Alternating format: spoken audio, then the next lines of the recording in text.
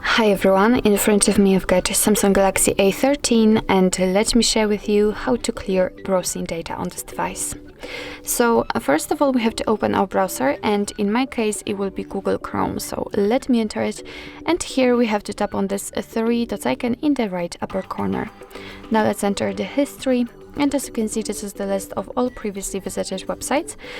So of course, if you want to, you can remove them one by one manually just by tapping on this X button right next to it.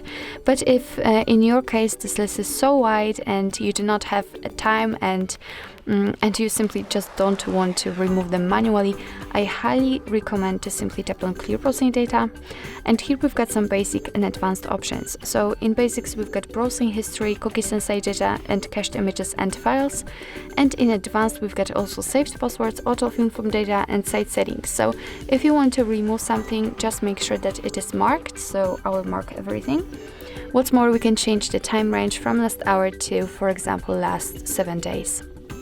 So if you're ready, just tap on Clear Data, and as you can see, the history is right now empty, which means that we just successfully removed everything. So starting from the visited websites, the list of the visited websites, and ending on saved passwords. So actually this is it. This is how to clear the browser in your Samsung Galaxy A13.